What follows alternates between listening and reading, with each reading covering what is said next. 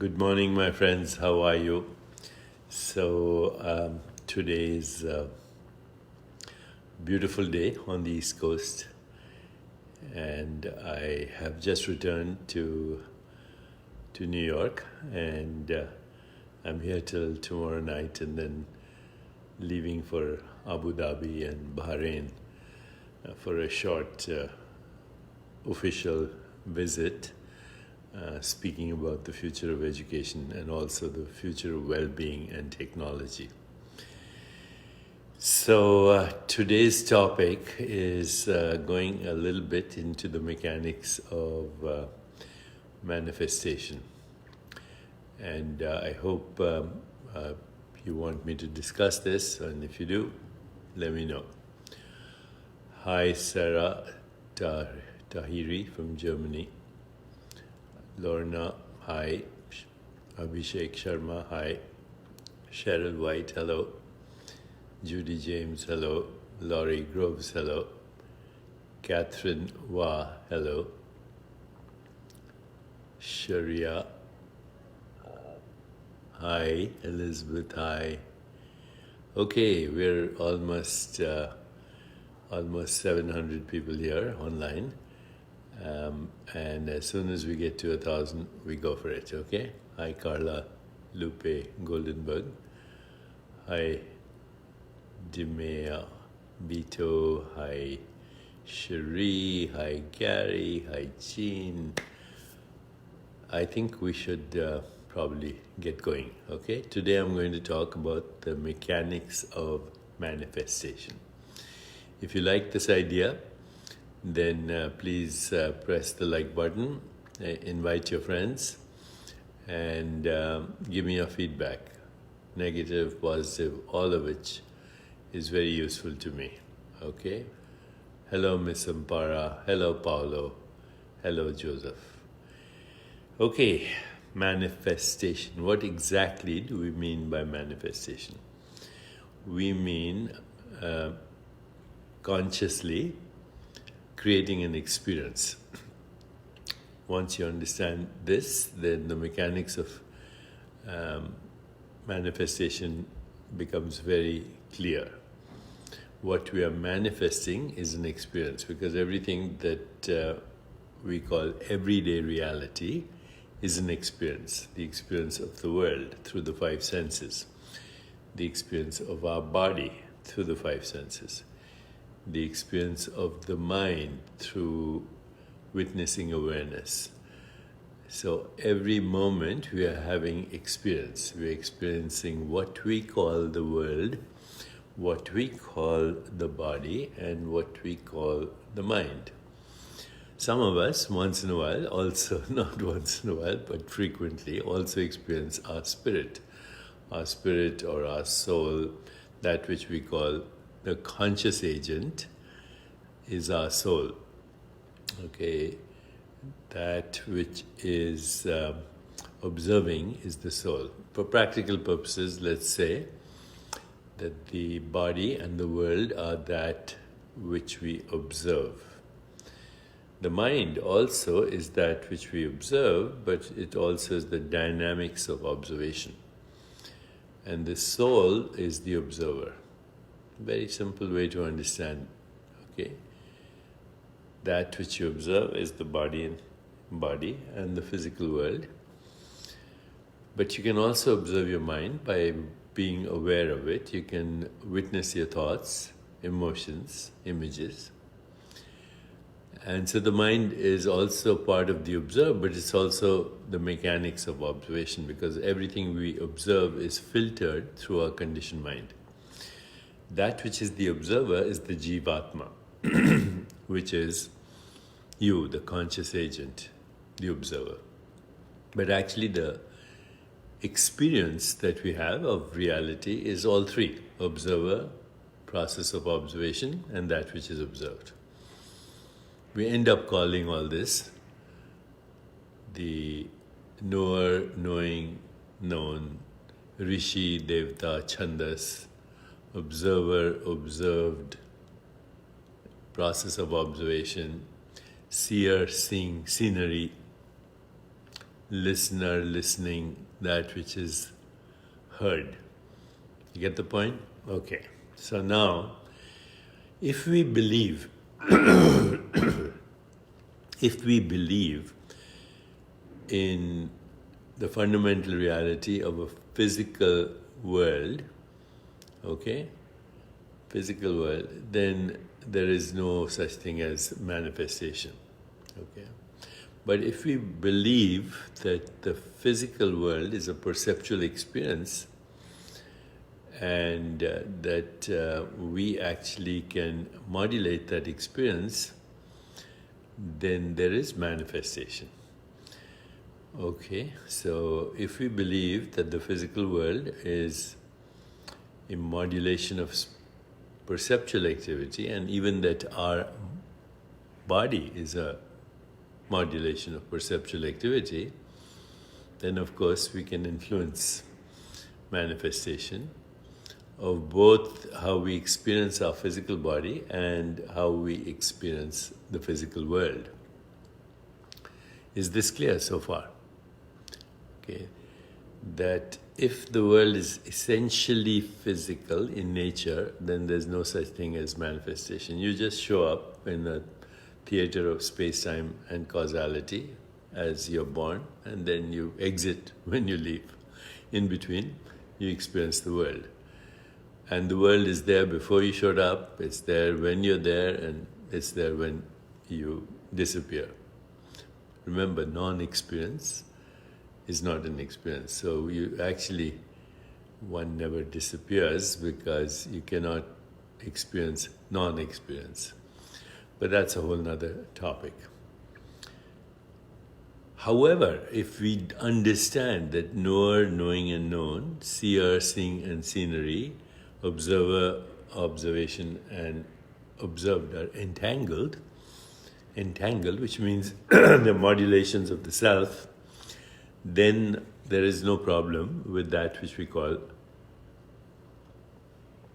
manifestation. And here's the key. All you have to modulate is how you experience sensations. Period. Mechanics of manifestation is the ability to modulate sensations, because that's all we experience. When I say sensation, I mean the entanglement of perception, sensation, images, feelings, and thoughts. All of them are nothing other than a confederation of perceptual activity and mental activity. Once again, sensations, sense perceptions, images, feelings, thoughts are modulations of the self as it experiences itself. Now, the self experiences itself as sensations that we think are coming in to our awareness through our five senses and through, of course, the boundary of our skin. But the world is out there and these sensations are coming into us. That's a physicalist way to look at it. But now, let us look at it from the point of view of consciousness. Put your attention on your left toes, or your left foot and toes.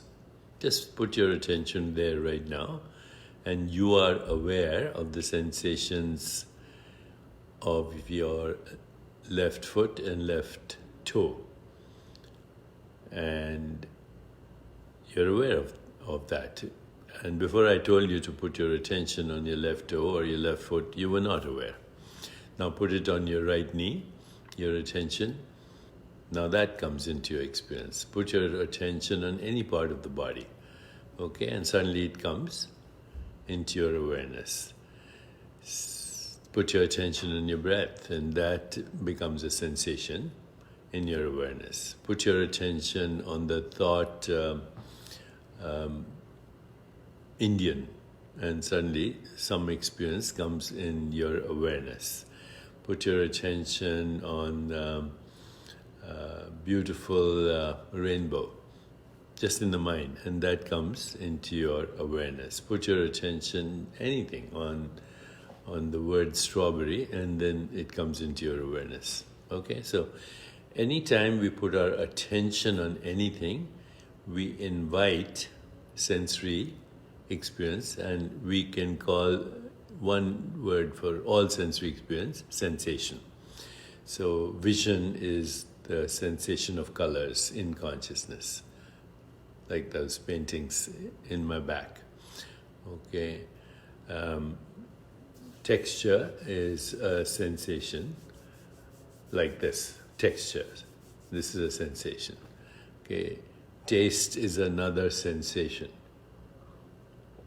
Smell is another sensation. Sound is a sensation. So we can say that all these perceptions are sensations in our consciousness, and all we have to do is be aware of selectively which sensation we want to put our attention on.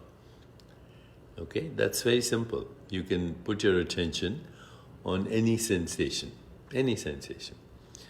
So you can put your attention on the sensation sound, or you can put your attention on the sensation color, shape, form, or you can put your attention on the sensation fragrance or smell or taste or any of the five senses.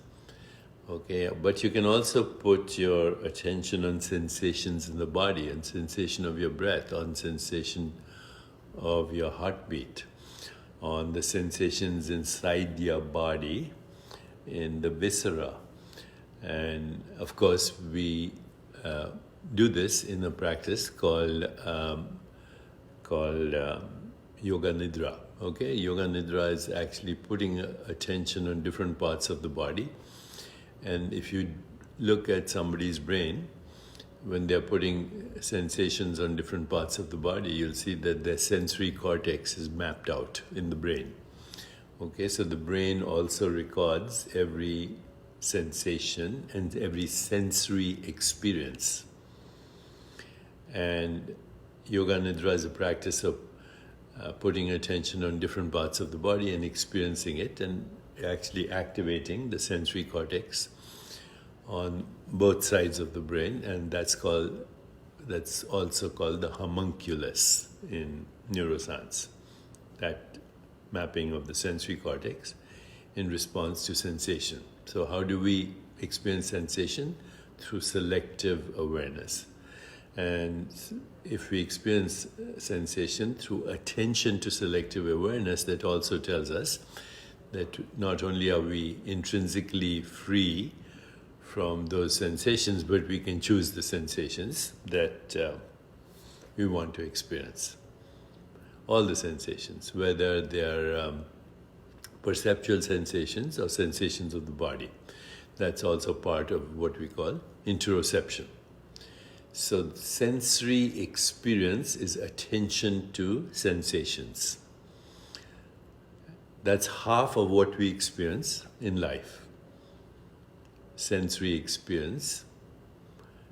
And then the remaining half of what we experience in life is motor experience. Motor experience means we choose and we have volition, and we can change through intention what we want to experience. So if I move my hand up, or I look there, or I speak, or I walk, or I smile, or I move any part of my body, then I am putting attention on a particular movement, but before I move, there's also intention. There's also intention. So what is motor activity? Motor activity is nothing but consciously changing sensations and the experience of sensations. That's it.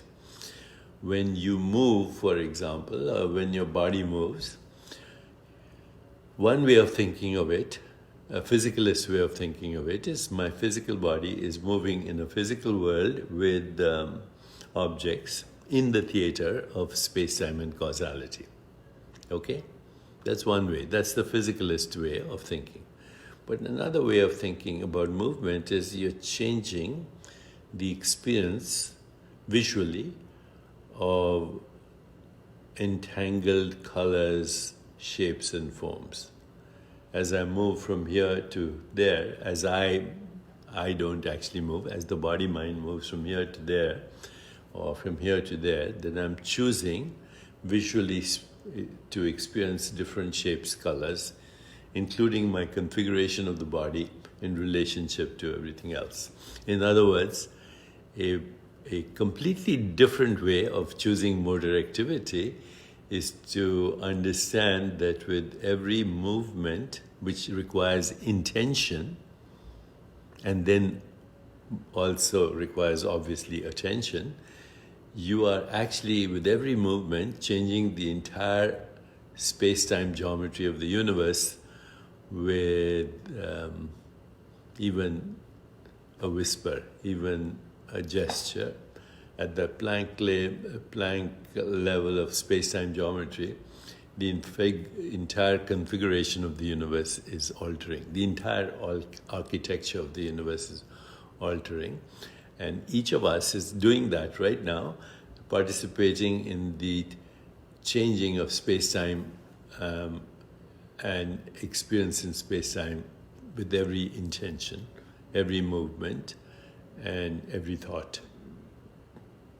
Okay, so what's the difference between sensory activity?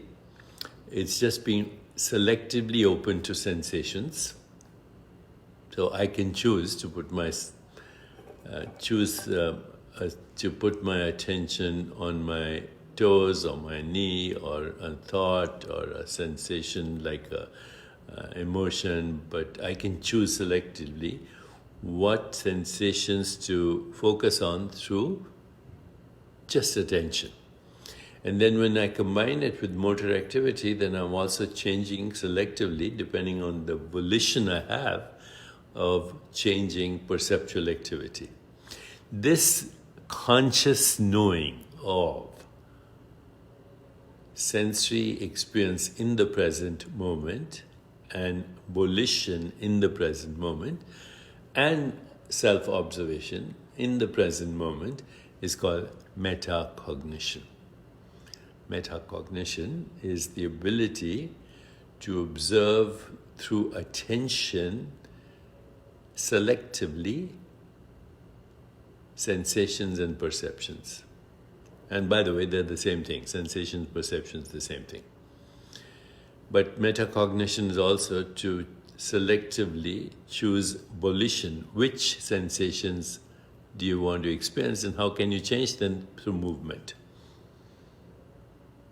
If you understand this, and I think you do, then all manifestation is manifestation of experience through selective attention and intention. That's it. And the observation of the selective attention and intention is metacognition. And the ability to choose that is creating reality. Or but let's say the experience of reality, because reality and the experience of reality are the same thing. Reality is what you experience and how we interpret the experience. Okay? So the entire universe of experiences is nothing other than the qualities of our awareness as we put attention and intention to an experience that we want to have. Okay, now in the Yoga Sutras, this is very beautifully orchestrated as dharana, focused awareness or intention, and attention, different locations in the body and chakras, attention, dharana, and dhyan, which is the process of meditation from the manifest to the unmanifest, and samadhi ultimately being grounded in the unmanifest. And this combination of dharana, dhyan, samadhi is actually the chapter on the siddhis in the Yoga Sutras. Okay, it's also called Vibhuti Pada. Vibhuti Pada. Attention, intention, focused awareness, meditation, transcendence, and now we know how to manifest experience. This indeed is the ultimate experience of manifestation. Nicole Skaggs says, awesome seduction of spirit this past week. Thank you. Thank you for being there, Nicole.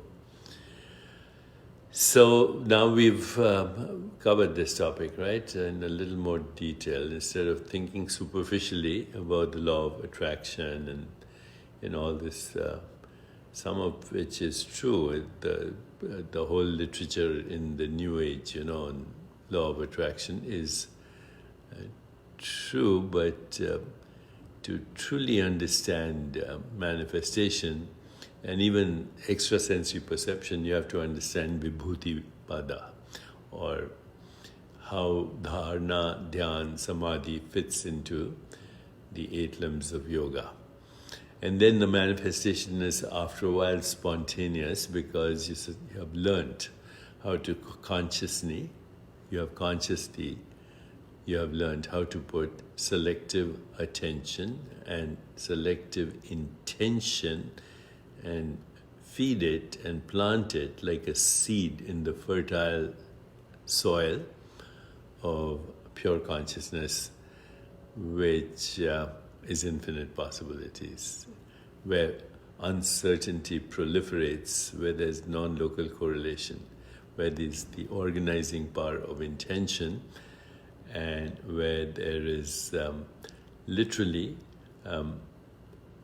infinite ocean of possibilities crisscrossing each other, entangled with each other, manifesting as qualia programs, qualities of awareness programs that we call everyday reality. Okay, so Rachel Morley says, dream big. Yes, dream big. Stretch more than you can reach, or else, what's a dream for? Ramanand Dixit says, it's a continuous practice. Yes, it's sadhana. Miranda says, water it well. Yes, water the soil and then enjoy the fruit. Take care.